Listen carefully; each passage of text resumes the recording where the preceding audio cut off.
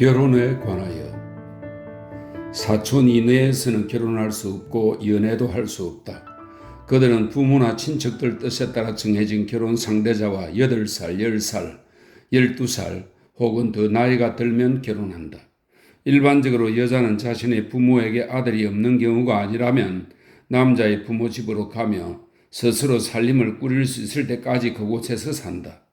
신랑이 신부를 데리러 갈 때는 먼저 일부 가족들을 동반하고 말을 타고 그 고을을 돈다. 그러고 나면 신부가 신랑의 집으로 가는데 친정 부모와 친척들이 데리고 간다. 그런 다음 가족들은 다른 의식 없이 곧바로 혼례를 올린다. 남자는 그의 부인이 아이를 여럿 낳았어도 내쫓고 다른 여자를 부인으로 맞아들일 수 있으나 여자는 판결에 의해 이혼을 허락받지 않는 한 다른 남자를 맞아들일 수 없다. 또 남자는 부양할 능력이 된다면 많은 아내를 둘 수 있으며 그가 원할 때마다 기생집에 갈 수 있고 그러한 것에 대해 남에게 욕을 먹지도 않는다. 부인 중 한 명은 항상 그와 함께 살며 그녀가 집안 살림을 맡고 다른 부인들은 다른 집에서 산다.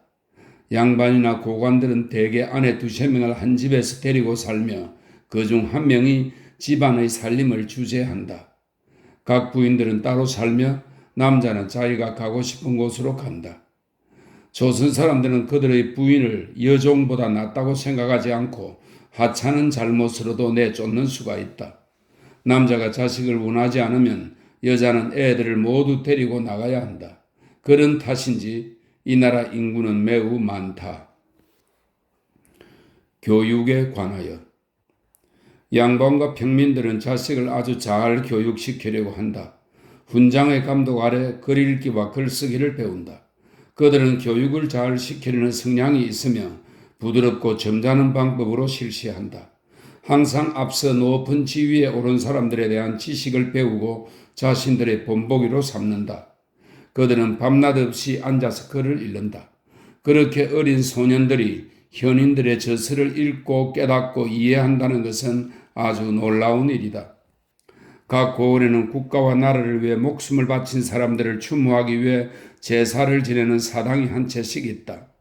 양반들은 이런 집에서 항상 책을 읽고 그곳에 책을 보존한다. 해마다 각 도의 2~3 지역에서 과거 시험이 열린다. 관찰사는 각 고을의 시험 감독관을 파견하여 학생들이 학업에 충실하였는지 평가하는데 묵과도 문과도 같다. 그 시험을 잘 마친 사람은 관찰사 앞에서 더 자세하게 시험을 치르게 된다.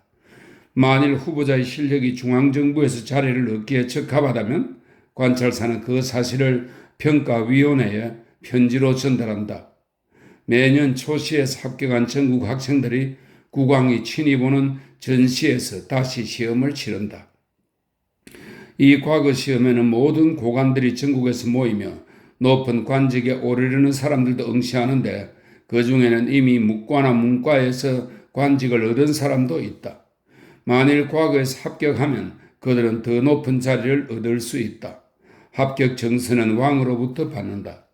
이런 식으로 관직을 높이려고 하기 때문에 많은 젊은 양반들이 늙었을 때에는 가난해진다.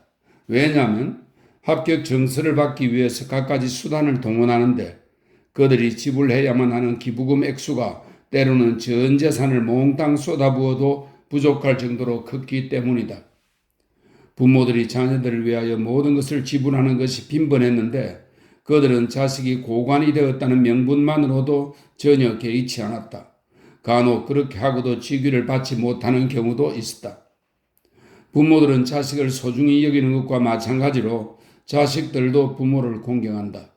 부모가 어떤 잘못을 저질러 도망가면 그 자식들은 부모에 대한 책임을 졌다. 부모들도 마찬가지였다. 그러나 노비들은 자식을 거의 돌보지 않는데 그 아이들이 일할 만한 나이가 되면 주인이 즉시 빼앗아 가기 때문이다. 장례에 관하여 모든 자식들은 아버지가 죽었을 때는 3년, 어머니가 죽었을 때는 2년을 애통해야 한다. 애통한 기간에는 성녀처럼 음식을 먹으며 어떠한 일도 해서는 안 된다. 부모가 죽으면 지위가 높든 낮든 상관없이 즉시 자신의 일을 포기해야 한다. 여자와 잠자리도 할 수 없어서 만일 그 기간에 아이를 얻으면 사생아로 간주한다. 꾸중하거나 싸우거나 술을 마셔도 안 된다. 굵은 삼배로 만든 두루마기를 입는데 밑단을 만들지 않았다.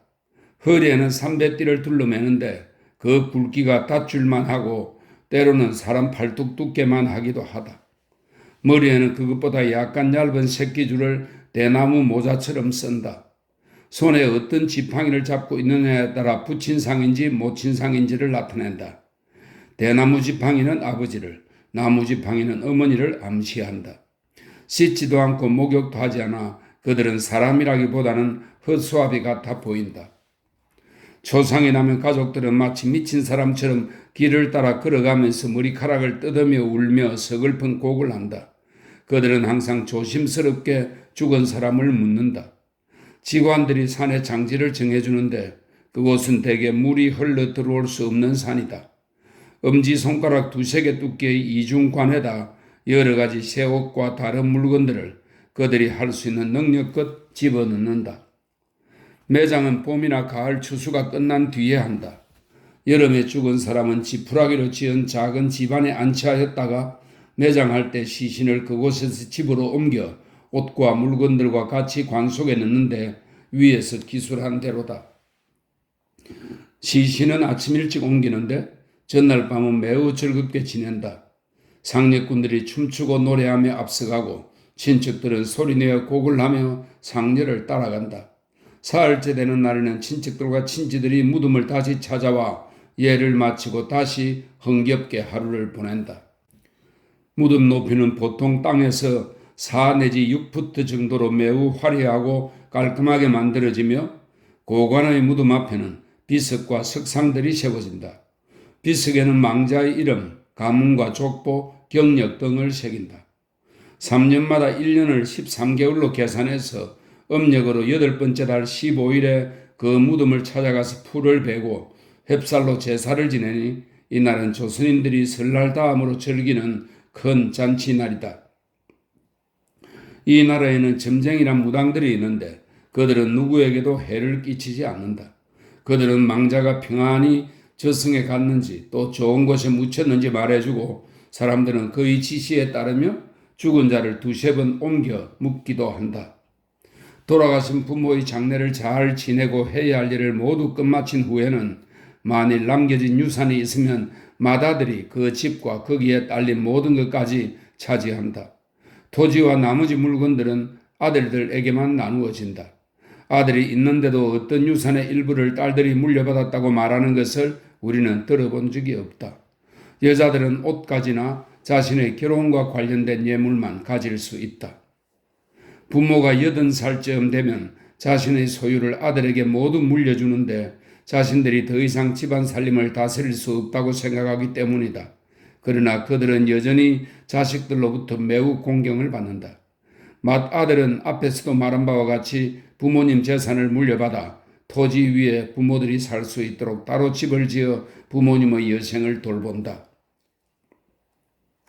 국민성에 관하여 이 나라 사람들의 용기, 신의, 성실성에 관해 말하겠다. 이들은 물건을 훔치고 거짓말하고 속이는 경향이 매우 강하다. 사람들을 믿어서는 안 되며 다른 사람을 속이는 것이 영웅시되며 불명예로 여겨지지 않는다. 그래서 거래를 하다가 속았다고 생각되면 취소해도 된다. 말과 암소의 경우 3-4개월 유예 기간이 있고 경작지와 부동산은 거래가 확정될 때까지다. 한편 그들은 성품이 온순하고 남을 잘 믿는다. 그래서 마음만 먹으면 쉽게 그들을 속여서 우리가 원하는 대로 믿게 할 수 있다. 그들은 낯선 사람에게 호감을 가지고 있는데 특히 성녀들이 그렇다. 그들은 여성의 마음을 가지고 있다. 마음이 연약하다. 믿을 만한 사람들로부터 듣기를 수년 전 일본인들이 그들의 왕을 시해하고 도시와 마을을 파괴하고 불태웠다. 마음이 연약해서 이 당시에도 많은 사람들이 자살했다. 네덜란드 사람 얀얀치가 말하기를 짜르, 즉 황제가 얼음 위로 와서 땅을 점령했을 때 적에게 죽음을 당한 사람들 수보다 숲에서 자신을 목맨 사람들이 더 많이 발견되었다고 한다. 자살은 부끄러운 일이 아니며 어쩔 수 없는 상황에서 그렇게 했으니 불쌍하게 생각될 뿐이다. 또 다음과 같은 일이 일어난 적도 있었다. 네덜란드, 영국, 포르투갈의 배들이 일본으로 가다가 조선 해안에서 난파했는데 그 전함들을 납포하려고 했지만 언제나 그들은 바지만 더럽혀진 채 아무런 성과 없이 빈손으로 돌아왔다. 그들은 피를 보고 싶어 하지 않으며 싸우다가 누군가가 발 아래로 넘어지면 즉시 도망간다. 그들은 병을 싫어하는데 특히 전염병을 싫어한다. 전염병에 걸린 사람들은 즉시 집 밖으로 옮겨져 마을 밖 들판에 지은 작은 지푸라기 집으로 운반한다. 보살펴주는 사람 외에는 아무도 환자들 곁에 가지 않고 말을 하지 않는다. 그곳을 지나가는 사람은 환자가 있는 쪽을 향해 침을 뱉는다. 도와줄 가족이 없는 환자에게는 다가가서 쳐다보기보다는 그냥 죽게 한다. 전염병이 퍼져 있는 집이나 마을에는 즉시 불붙는 나무가지로 표시하고 환자가 있는 집의 지붕에 나뭇가지를 가득 얹어두어 표시함으로써 그 사실을 모르는 사람에게 경고한다. 교역에 관하여 대마도에서 온 일본인들을 제외한 어떠한 나라 사람들도 조선에서 교육할 수 없다. 이 나라 동남쪽에 있는 보우산, 즉 부산이라는 곳에 일본인들이 무역소, 즉 외관을 가지고 있고 대마도 도주가 관할한다. 일본인들은 그곳에 우리 네덜란드 상인들과 중국인들에게 사들인 후추, 피륙, 명반, 들소뿔, 사슴가죽, 상어가죽 등등의 물건을 가져와서 일본에서 필요로 하는 물건들과 교환한다. 그들은 몇 가지 거래를 빠낀, 즉 북경과 중국 북쪽 지역 일부에서 한다. 수송은 말을 이용해서 육로로 하는데 비용이 아주 많이 든다. 그래서 이 무역은 많은 양을 거래하는 거상들만 할 수 있다. 한 장에서 빠킹까지 왕복하는데 적어도 3개월이 걸린다. 국내에서의 교역은 암호화폐로 이루어진다. 양반들과 거상들은 은으로 거래하지만 농민들과 평민들은 쌀 및 곡물로 거래한다. 이 나라는 청나라의 지배를 받기 전만 해도 매우 풍요롭고 행복하였다. 그들이 하는 일은 단지 먹고 마시며 즐겁게 노는 것뿐이었다. 지금은 일본과 청나라의 구속을 받고 있다. 주로 청나라 황제에게 엄청난 양의 곡물을 바쳐야 하기 때문에 흉년이 들면 살기가 매우 힘들다. 청나라 사신은 보통 1년에 3회 곡물을 징수하러 온다. 조선인들은 단지 12개의 국가만 알고 있다. 그들에 따르면 중국 황제가 만국의 국왕이다. 그래서 과거에는 다른 국가들이 중국에 곡물을 바쳐야만 했다고 한다. 그러나 지금은 청나라에 점령당해서 다른 국가를 통치할 수 없기 때문에 각 나라마다 지배자가 있다. 조선인들은 청나라 사신을 띡스 혹은 오랑캐라 불렀고 우리나라를 남반귀, 남방국이라고 불렀는데 그것은 마치 일본인들이 네덜란드에 대해 전혀 알지 못했기 때문에 우리를 포르투갈 사람이라고 불렀던 것과 같은 이치였다. 남방국이라는 이름도 일본인들에 의해 알려졌다. 특히 담배 때문에 잘 알려졌는데 5, 60년 전만 해도 이들은 담배에 대해 전혀 몰랐다. 조선인들은 담배를 피우고 재배하는 법을 일본인에게 배웠는데 일본인들이 담배가 최초의 남방국에서 왔다고 말했다. 그래서 지금도 많은 사람들이 담배를 남방코이라고 부른다. 지금은 담배를 너무 많이 피워서 4, 5살짜리 아이들도 피우며 담배를 피우지 않는 남녀를 찾기가 매우 드물다.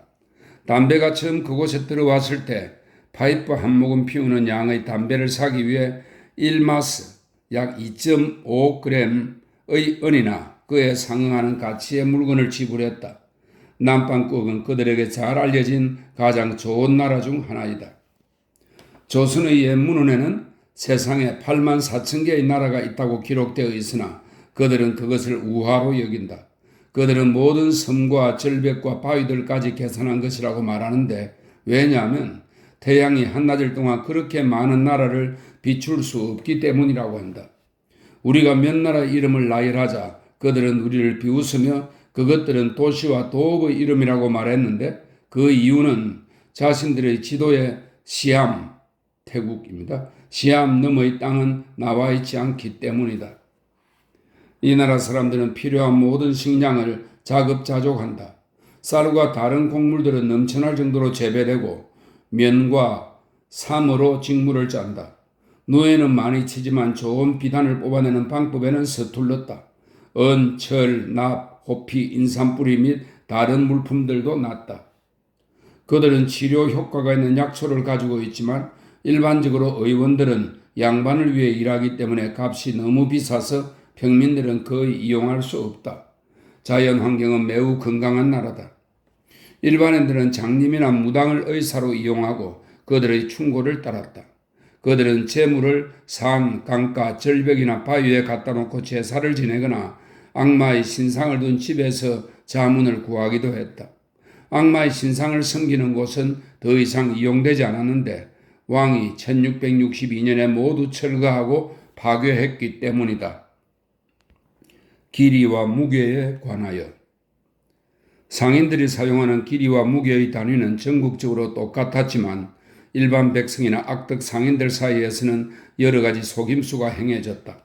그래서 물건을 사는 사람은 항상 적게 받았다고 생각하고 파는 사람은 너무 많이 주었다고 생각한다. 각 지방의 관찰사들이 이런 일을 엄중히 감시하고 있음에도 불구하고 이런 행위를 근절하지 못하는 이유는 사람마다 쓰는 자와 저울이 다르기 때문이다. 화폐는 중국 국경 지역에서만 통용되는 엽전 외에는 알려져 있지 않다. 은화는 무게에 따라 크고 작은 조각으로 발행되며 일본 엽전과 같다. 가축과 가금류에 대하여 조선에는 말, 암소, 황소 등이 있다. 황소는 대부분 거세되지 않는다. 암소와 황소는 농부들이 땅을 경작하는 데 사용하고 말은 여행자와 상인이 짐을 나를 때 이용한다. 호랑이가 많으며 가죽은 중국이나 일본으로 수출된다. 그 외에 곰, 사슴, 멧돼지, 집돼지, 개, 여우, 고양이와 여러 가지 다른 짐승, 많은 뱀과 독성이 있는 동물, 백조, 거위, 오리, 닭, 황새, 외가리, 독수리, 매, 까치, 까마귀, 뻐꾸기, 비둘기, 도요새, 꿩, 종달새, 참새, 지박귀, 댕기, 물새떼와 개구리, 매 외에 많은 조류가 있으며 그 수가 아주 많다. 언어와 계산에 관하여 그들의 언어는 다른 언어들과는 다르고 배우기가 매우 어려운데 하나의 사물을 여러 가지 방법으로 부르기 때문이다. 고관들과 학식이 있는 사람들 앞에서는 말을 천천히 분명히 한다. 세 가지 방식으로 글을 쓰는데 첫 번째는 가장 보편적인 중국인과 일본인의 것과 같으며 이런 방식으로 국가 및 관리들과 관련된 모든 책이 집필되고 인쇄된다. 두 번째는 흘려 쓰는 것으로 네덜란드식 필기체와 같다. 이 서체는 고관과 관찰사가 판결문이나 포고문에서 사용하며 서신을 주고받을 때 쓰기도 하지만 일반 백성들은 잘 읽지 못한다. 세 번째는 가장 간단한 서체로 여자들이나 평민들이 사용한다. 그 서체는 매우 쉽게 배울 수 있을 뿐만 아니라 그 글자를 통하여 알려지지 않은 일과 한 번도 들어본 적이 없는 이름들을 다른 서체보다 훨씬 더 쉽게 쓸 수 있다. 이 모든 것을 붓으로 능숙하면서도 빠르게 쓴다. 그들은 옛날에 쓰여진 책과 인쇄된 책을 많이 가지고 있다. 책을 소중히 생각해서 임금의 형제나 왕자가 항상 그 문서들을 감독한다. 사본과 활자판은 화재나 다른 재해로 인해 전소되는 것을 피하기 위해 여러 고을과 요새에 보관한다. 책을 만드는 것에 대한 지식을 가지고 있지 않기 때문에 달력 및 그와 유사한 책들은 중국에서 만들어진다. 그들은 목판으로 인쇄하며 종이 각 장마다 다른 목판을 사용한다. 계산은 긴 나무판, 즉 주판으로 하는데 네덜란드의 계산기와 같은 것이다. 아무도 상업 부기를 몰라서 물건을 살 때마다 그 매입 가격을 적고 그 옆에 다시 얼마나 많이 팔았는지를 적는데 이렇게 해서 그 가격을 서로 빼서 얼마만큼의 이익과 손해가 났는지를 안다. 왕이 궁궐 밖으로 행차할 때에는 조정의 모든 대신들이 수행한다. 이때 양반들은 검은 비단옷에 크고 넓적한 허리띠 하나를 찬다. 앞가슴과 등 쪽에 무기나 다른 무늬를 수놓았다. 왕의 행차 때 수행 임무를 맡은 기병들과 보병들이 선두에서 훌륭한 복장에 수많은 깃발을 풀럭이며 여러 가지 악기를 연주하면서 행진한다. 그 뒤로 도성 주민들로 구성된 친위대 또는 건위병들이 왕 뒤를 수행한다. 왕은 그들의 가운데에서 아름다운 금색 가마를 타고 가는데 그가 지나갈 때는 너무 조용하기 때문에 사람들의 발걸음 소리와 말발굽 소리만 들린다. 왕 바로 앞에는 말을 탄 정성이나 왕을 모시는 다른 시종이 말을 타고 간다. 그때 자물쇠로 잠근 작은 함 하나를 들고 가는데 왕에게 올리는 상소문을 받아 담는다. 관료나 다른 사람들에게서 부당한 대우를 받았다거나 판사의 판결을 아직 받지 못했다거나 부모나 친구들이 부당한 처벌을 받았다거나 하는 내용의 상소문을 써서 왕이 행차할 때 대나무 끝에 매달거나 담장 또는 울타리 뒤에 두거나 하늘로 쳐든다. 그러면 호위병이 지나가며 그 상소문을 거두어 재상이나 다른 사람에게 넘겨준다. 왕은 궁궐에 입국하면 상소함을 전달받고 처리한다. 그것은 최종 판결되고 누구의 반대도 없이 즉시 집행된다. 왕이 행차하는 모든 도로는 양쪽의 통행이 차단된다. 문이나 창문을 열어도 안 되고 담이나 울타리 너머로 엿보아도 안 된다. 왕이 고관 및 보병들 옆을 지날 때에는 등을 돌리고 서 있어야 하며 뒤돌아보거나 기침을 해서도 안 된다. 그래서 대부분의 보병들은 작은 나뭇가지를 입에 무는데 마치 말에 재갈을 물린 듯한 모습이다. 청나라 사신이 오면 왕은 대신들과 같이 친히 도시 밖까지 나가서 맞이하고 예를 표하고 숙소로 안내한다. 청나라 사신이 받는 환영은 왕보다 더한 예를 갖추어 행해진다. 여러 종류의 음악이 연주되고 고개사가 사신 행렬을 뒤따르고 또 많은 사람들이 따라가며 자신들의 재주를 선보인다. 그리고 조선 사람들이 만든 많은 명품들이 사신 일행을 위해 전시된다. 그들이 왕도에 머무는 동안 그들 숙소에서 왕궁까지 이르는 길에는 군인들이 늘어선다. 약 10 내지 12 바렘 간격으로 2~3명씩 늘어서는데 그들이 하는 일은 청나라 사신의 숙소에 있는 서신을 차례로 받아서 군까지 넘겨주어서 왕이 사신들의 동정을 시시각각 파악할 수 있게 하는 것뿐이다. 모든 방법으로 그들에게 경의를 표하고 잘 대접하여 종주국의 존경을 표하고 청나라 사신들이 불평을 늘어놓지 않도록 노력한다.